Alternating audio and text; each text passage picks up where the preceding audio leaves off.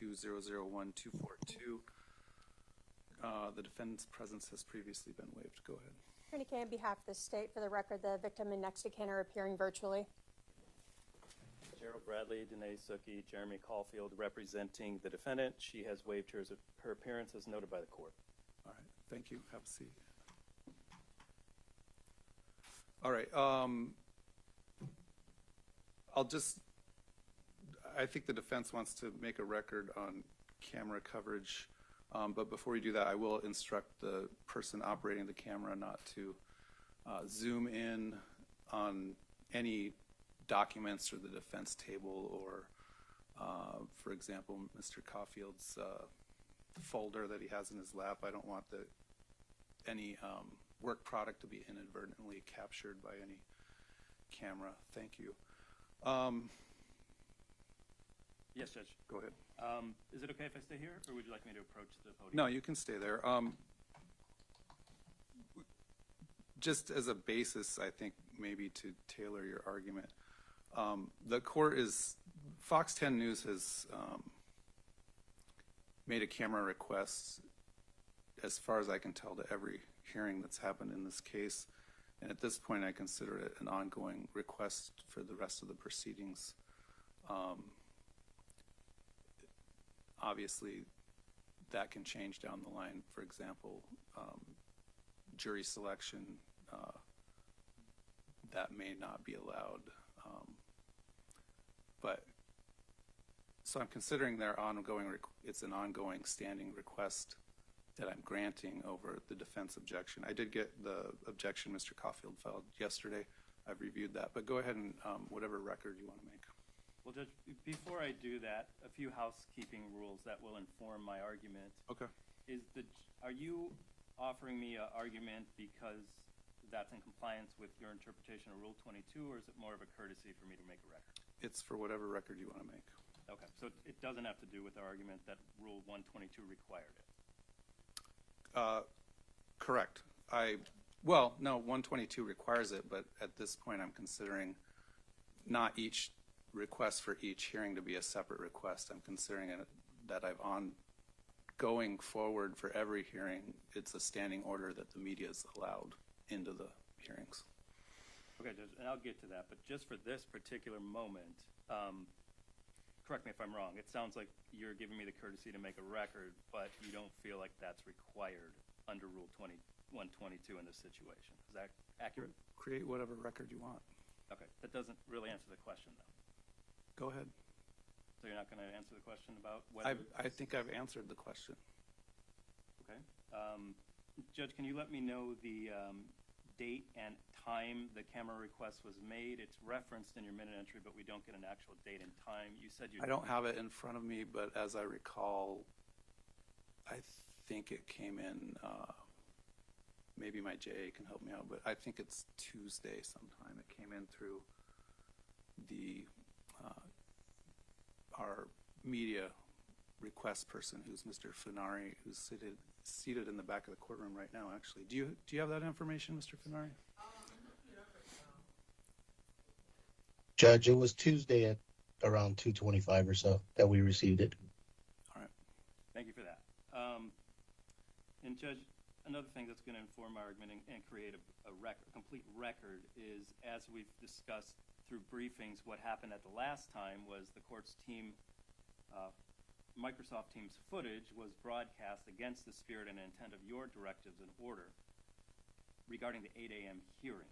Correct. There's still, at least for me, some questions about that, and I would just ask if we know the answers, we can put them on the record, or ask somebody that might be here to inform us. We need to know who gave that Teams footage to the media, because that's directly related to the violation of your order. I don't know who gave it to the media. You don't? Okay. So I imagine the media knows. And I don't know if there's someone here that could perhaps inform the court, but I think that's pretty important. And if this is a violation of a court order that, without a doubt, continued to damage my client's free trial and due process rights, because as we know, this hearing wasn't supposed to be broadcast in that manner, and the usual comments and articles surrounded that, and that's all prejudicial information. So how that happens is really important, because I need to address that, and if I need to file something further on that, or I don't, I need to know. So I don't know what you want to do, Judge, but I would ask that you ask anyone who's from the media to fill us in on those details. Now, I can file something if I need to.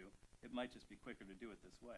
You can do any investigation that you think is necessary through any course that's necessary, but I don't know anything about what the media has or doesn't have other than what's in your motion. So I don't have any knowledge of what was broadcast, what wasn't broadcast.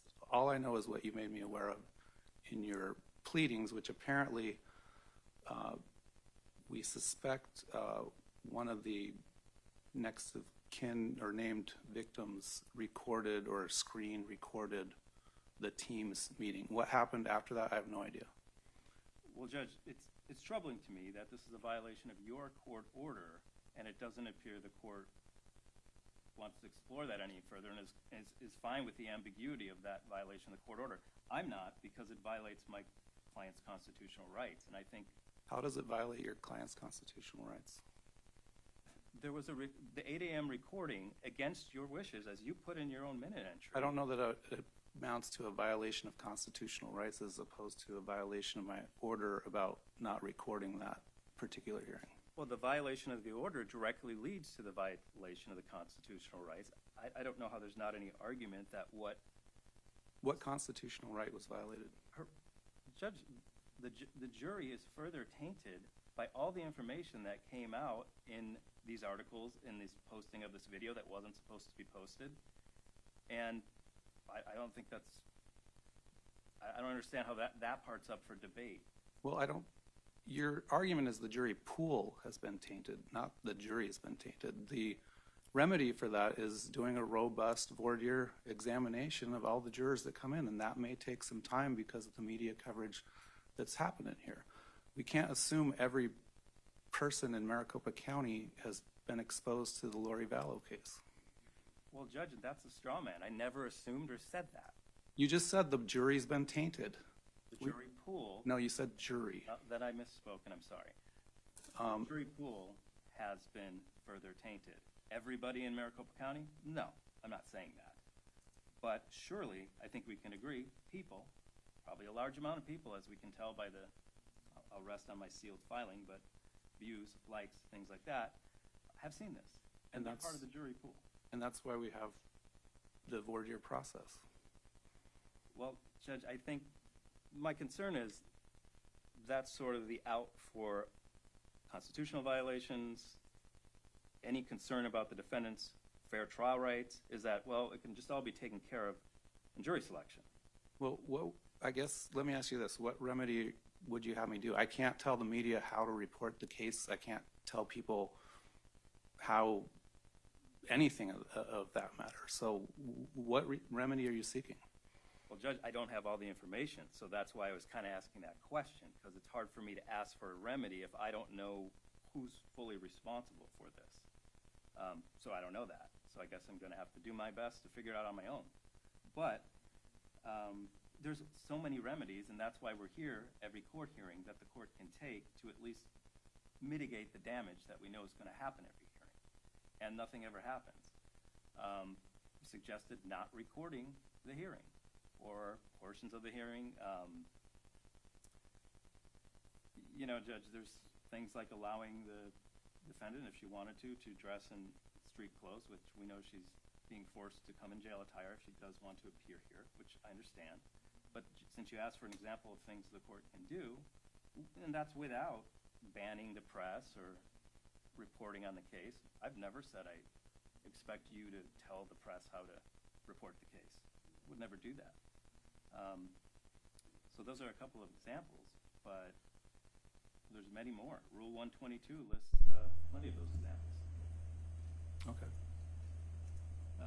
Well, and that said, Judge, I mean, I would ask for it to be put on the record who is present on the team's recording, since it's still a bit of a mystery how what happened last time happened, so I think it's important to know who's there.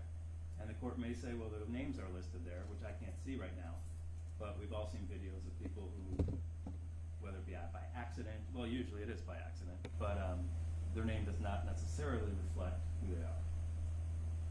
So I just think it's important to put on the record who's on the team's recording, so if this should happen again.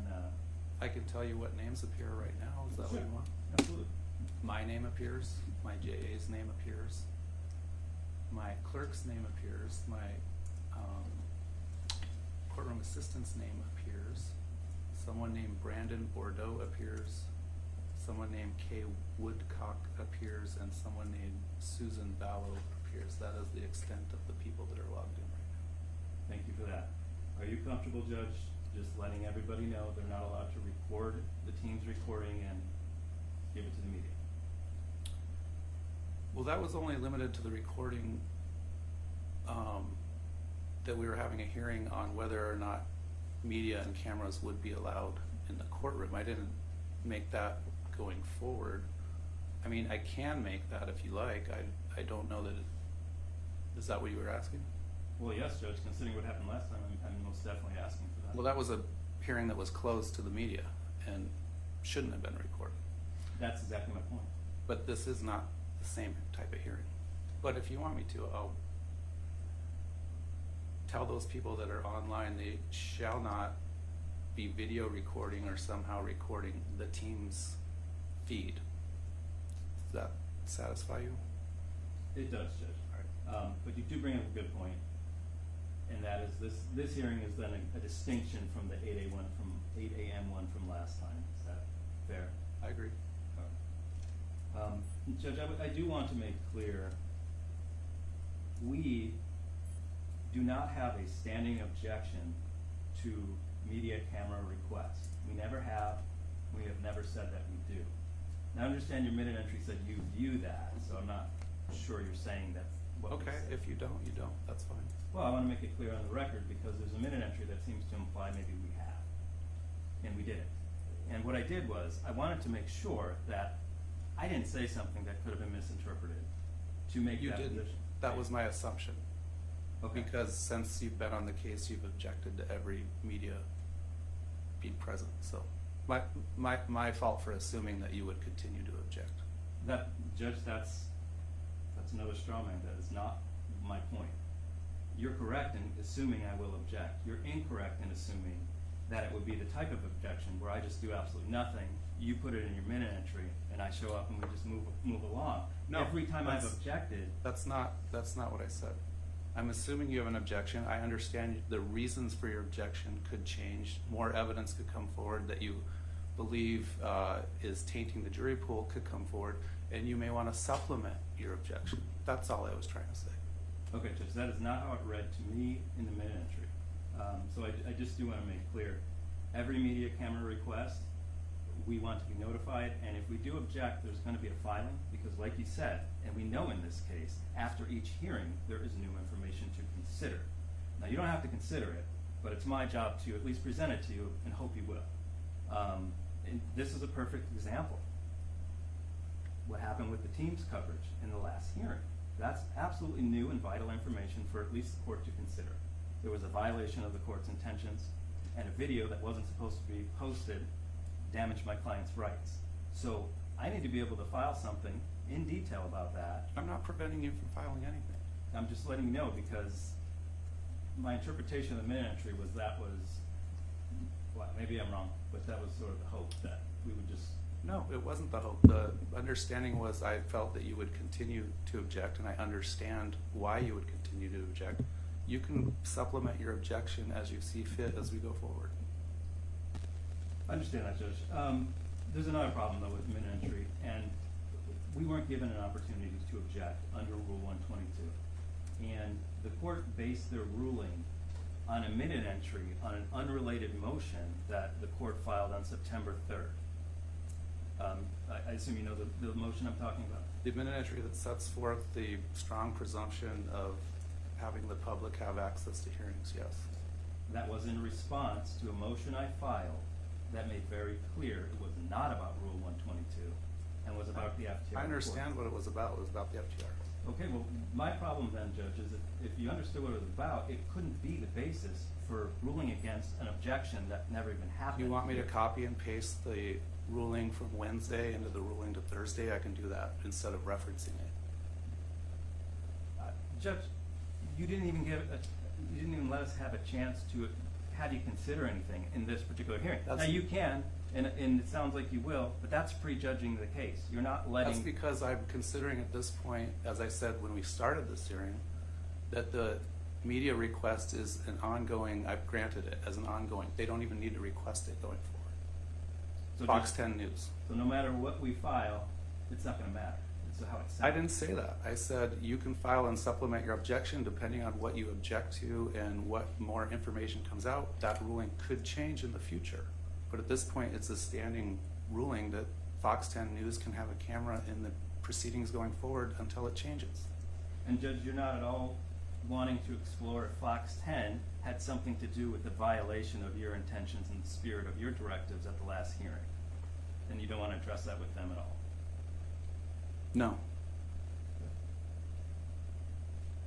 And let me clarify that. Whatever someone did with that recording that was a violation of the hearing, however that got disseminated to, once it's disseminated, I can't control that.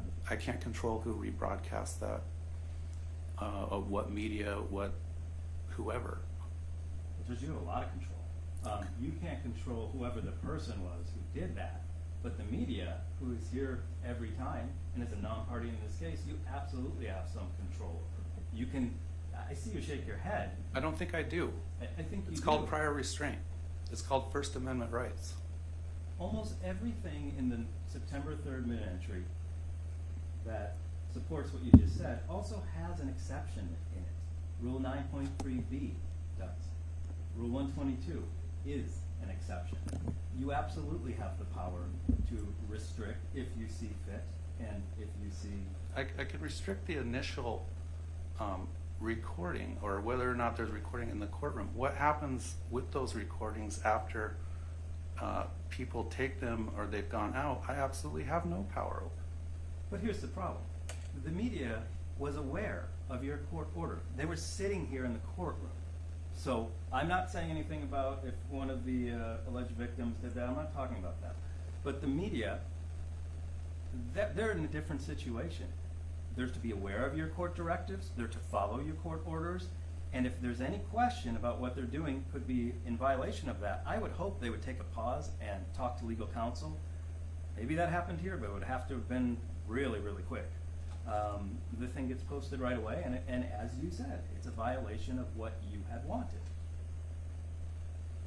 Okay. All right. And Judge, again, I do think that the next time there's a camera request, everyone needs to be, even the state needs to be given an opportunity to object. Now they may not, and they haven't, but that could change. So I just hope in the future for Rule 122 camera requests, the rule's going to be followed, and we're all going to have an opportunity to give our opinion, and then I think a hearing has to be given under the rule. I'll move along, unless you had any questions about that. All right, Judge. I don't have much because, obviously, this is going to be broadcast, so I'm going to rest largely on what I filed under seal for, I think, rather clear reasons. But I do want to talk about a couple things I just think we are on the same page about. You can correct me if I'm wrong. Is that the case has received an enormous amount of press coverage. It does and will continue to impact my client's fair trial rights. And further camera coverage makes getting an impartial jury obviously more difficult. To me, that sounds like a clear and present danger to the right to a fair trial, which is listed in 9.3b. I understand, Judge, your point is that, well, I agree with all that, but I don't think it's insurmountable. And I think where the rub comes here is your assertion that it's speculative that there's any significant damage that's going to happen when the jury shows up for this trial. Well, I think it's equally speculative in this case that it's not insurmountable. You might be right, but it's certainly speculative. This isn't one of those high-profile cases where, and I've had plenty of these, there's a lot of news coverage for a week or two, and then it kind of goes away for 3 years. This isn't that, and I think we all know that. You could say it's speculative when I say after this hearing, because the cameras are broadcasting it, there's going to be tons of other prejudicial information that is submitted to the public. And technically, you'd be right. I guess I don't know that for sure. But we know it's going to happen because we know about the case, and at this point, it's common sense. I also think it's rather clear that to continue with this is going to further damage my client's rights. The thing that's concerning about the case, to me, is, Judge, I'm not through the discovery. That probably doesn't surprise you. But I'm at a point where I kind of understand the lay of the land with the evidence, and I think I'm getting a pretty good grasp of the basic issues. And what's clear to me, in both these cases, there is a viable defense if we have an impartial jury and my client gets a fair trial. I plan on delivering you an impartial jury, and I plan on your client getting a fair trial. And I believe that, Judge. I do. But I won't rehash my concerns. Can you tell me what the nexus is that you find between camera being allowed in the courtroom and not allowed in the courtroom as it relates to media? Do you agree that every hearing, whether there's a camera or not, is going to be talked about in the media on some level? Judge, I would agree that, and I think that somewhat supports my point, actually, that no matter what we do with the cameras, they're going to report about the court hearing anyway. Yeah, absolutely.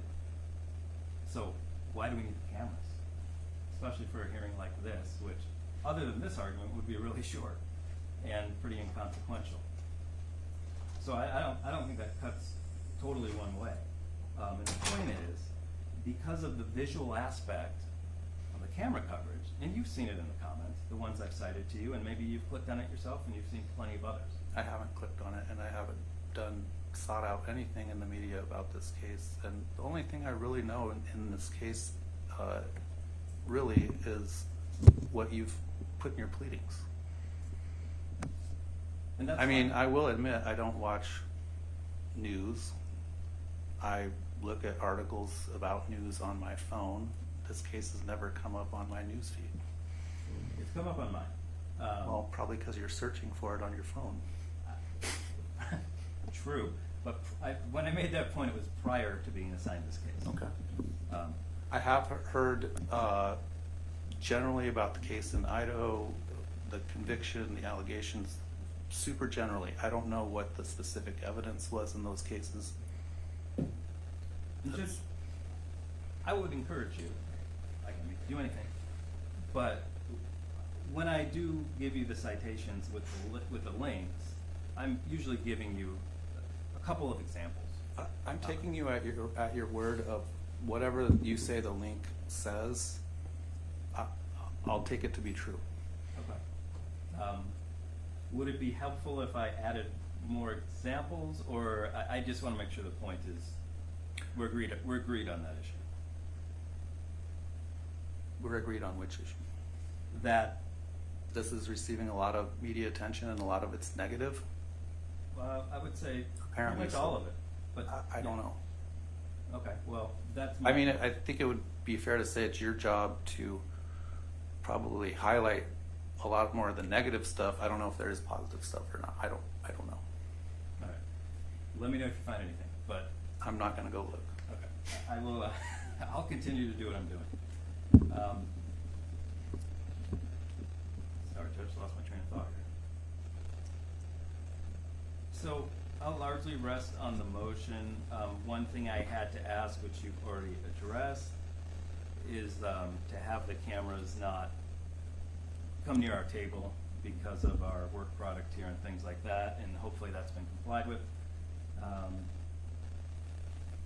And so I would ask, Judge, for you to order there not be camera coverage for this particular hearing through the media's cameras under Rule 122. All right, thank you. Anything the state wants to say as far as that issue? Your Honor, I just, only because of any appellate issues on the potential prejudice or bias to the defendant, I just quickly Googled the population of Maricopa County is over 4.5 million. The population of Boise, Idaho, where both Chad Daybell and Lori Vallow each had trials with different and unique jury pools, has a population of 237 under that, 1,000.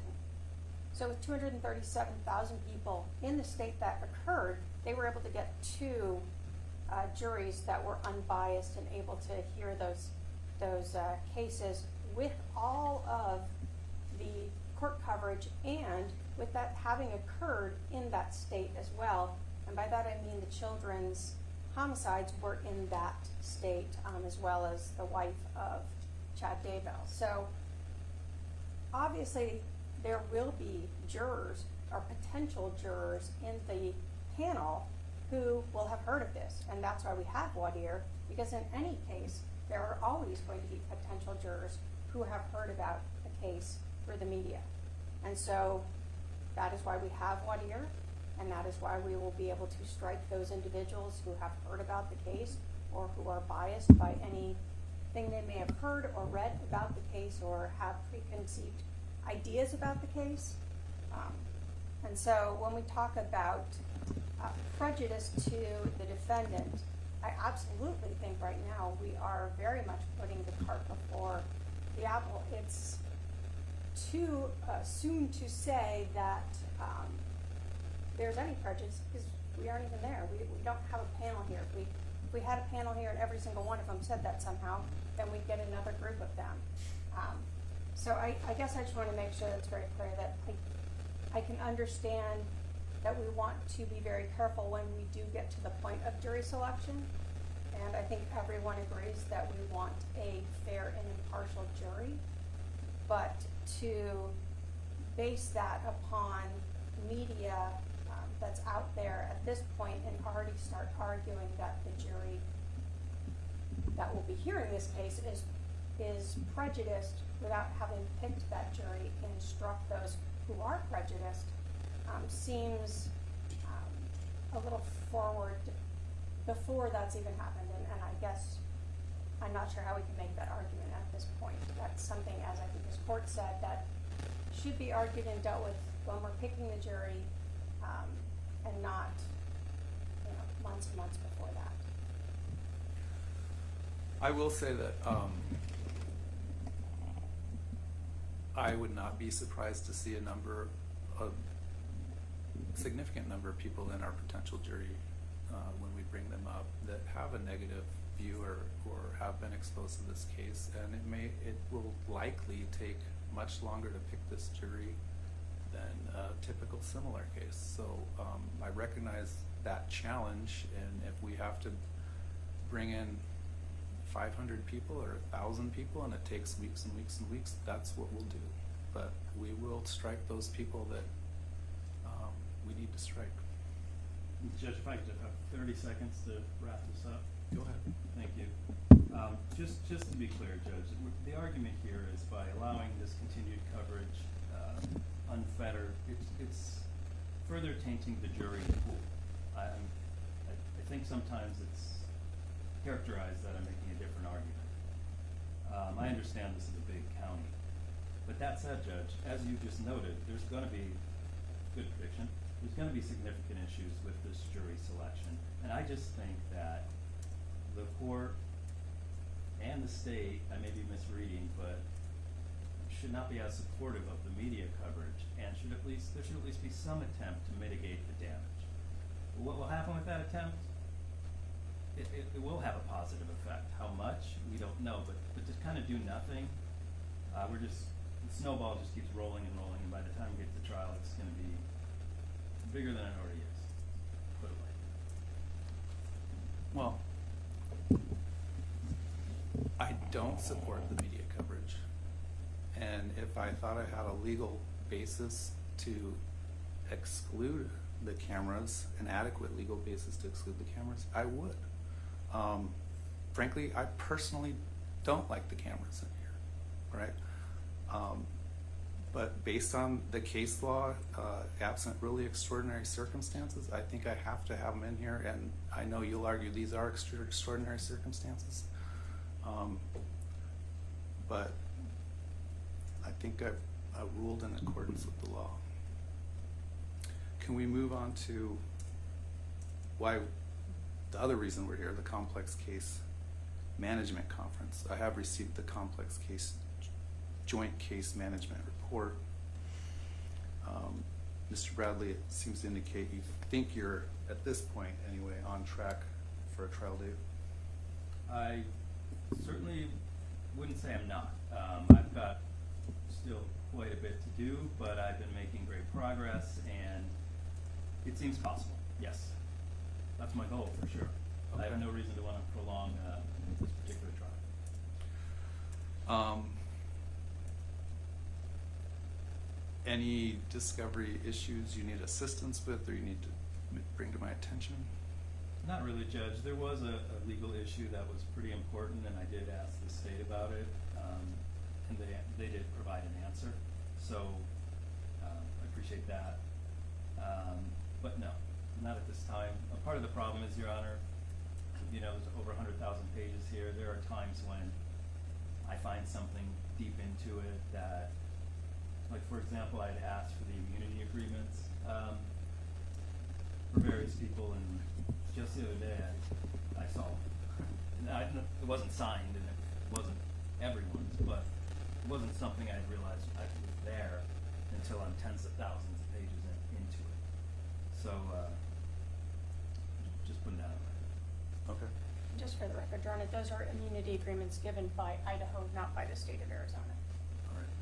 And Judge, I could be wrong, but I thought, and again, it wasn't signed, but I thought the Maricopa County Attorney's Office was involved in at least one of the immunity agreements, but I guess we can talk about that another time. Your answer is no, that the county attorney's office? We have not provided immunity to any witness.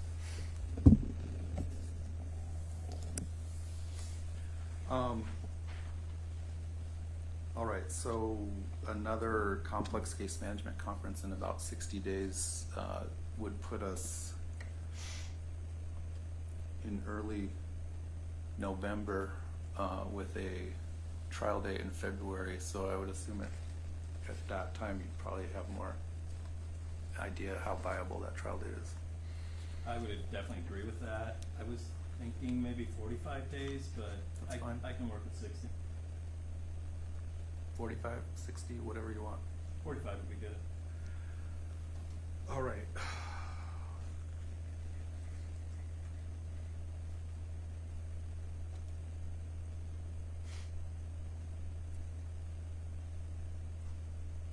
Drea, do we have something on October 18th for an hour?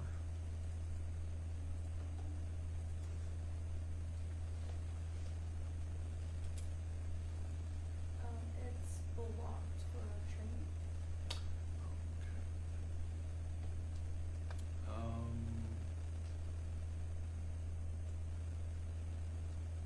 The 25th is JED, right? Yes. What about how about 1:30 on the 26th? That's a Thursday. Wait, no, it's not. The 24th, sorry. I was looking at September. 24th of October. All we have are 8:30s. Why don't we set it for 1:30 on October 24th? Does that work for everyone? That works for the state. Yes, Judge. Yeah, lock it for an hour. Do you want your client's appearance waived for that? Yes, Judge. We would ask that our client's appearance be waived for that hearing. All right, that's granted. Anything else from the state, No, Your Honor. from the defense? Two things, Judge, short ones. Would the court grant our motion to seal the most recently filed objection? Yes. Thank you. Second one is just a clarification. Since the last hearing, an attorney from Maricopa County Sheriff's Office filed a motion on the street close motion, and then I did file a reply. I was a little unsure if that was still in play. Anyways, my understanding, and you can correct me if I'm wrong, is that the court is ordering that if Ms. Vallow appears in court, she will have to wear her jail attire. Correct. Gotcha. other than jury selection and trial. Yeah. Thank you. Anything else? Nope. We'll be at recess.